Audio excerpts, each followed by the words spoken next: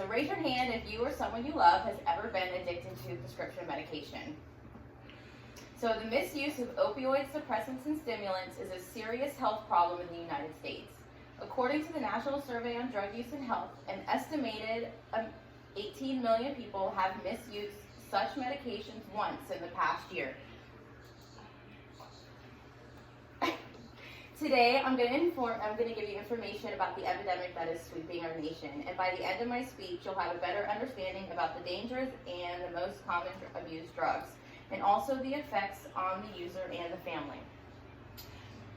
So, a little over 2 years ago, I used to be a part of these statistics. The three most common abused medications are opioids, depressants, and stimulants. Opioids are primarily used to help with pain management. The most common opioids that are abused are fentanyl, hydromorphone, hydrocodone, and morphine.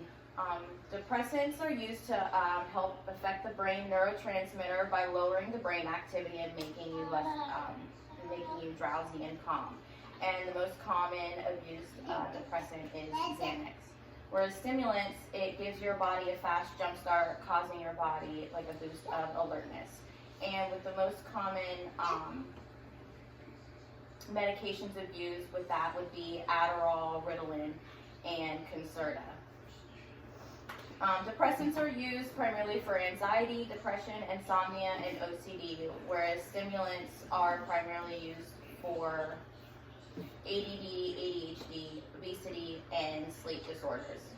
Most drugs affect the brain's reward circuit, as causing like a euphoria, as well as flooding it with the chemical messenger dopamine. So just like primarily how you would do something that makes you happy, your body, then your brain creates the chemical dopamine. Well, when you're ingesting these medications, your brain no longer finds the need to produce the chemical anymore, as it's coming from the medication. So once the user, the brain adapts by reducing the ability of the cells in the reward circuit to respond to it, it reduces the high that the person feels compared to the high that they felt when they first started taking it. And it's an effect also known as tolerance. So once these medications seem to no longer have the same effect, the individual then turns to stronger drugs commonly found on the street, such as like heroin when it comes to opioids, cocaine, or methamphetamines. The problem with prescription medications and addiction is growing rapidly every year. The U.S. makes up of 5% of the world's population and consumes approximately 80% of the world's prescription opioid drugs. Prescription opioid drugs contribute to 40% of the U.S. opioid overdose. From 2006 to 2011, Adderall misuse rose 67% and ER visits went up 156%. From 1996 to 2013, the number of adults filling a benzodiazepine prescription increased 67%, almost tripling during the same amount of time, to opioid death rate more than quadrupled. In 2018, there were 67,367 deaths from drug overdoses in the United States. How many? 67,367.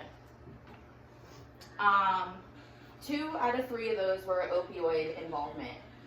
The NSTAS reports that there are 14,809 substance abuse treatments in the facilities in the United States. And in Florida, there's 726.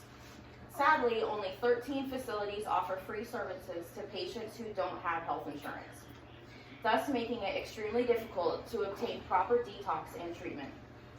But there's plenty of ways to identify prescription medication addiction.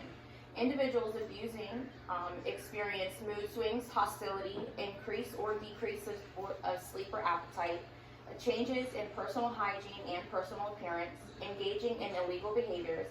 But it's not only the individual who suffers. Addiction is known as a family disease as it affects the people around the abuser. One of the hallmarks of addiction is that the person separates themselves from friends and family.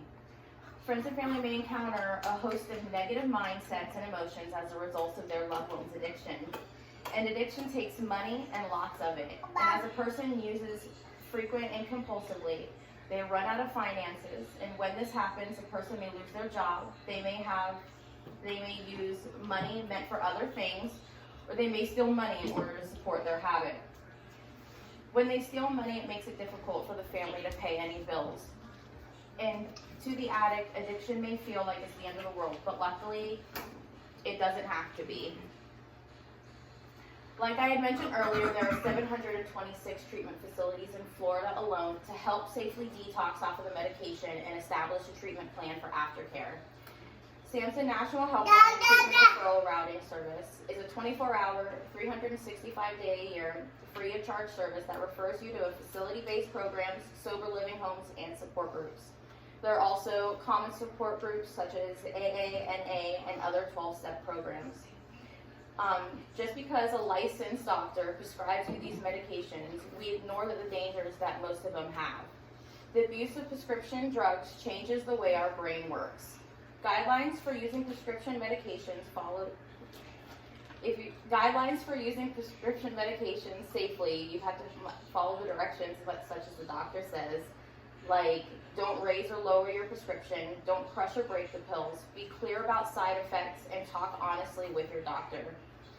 Recovery from prescription medications is possible, and there's living proof right in front of you.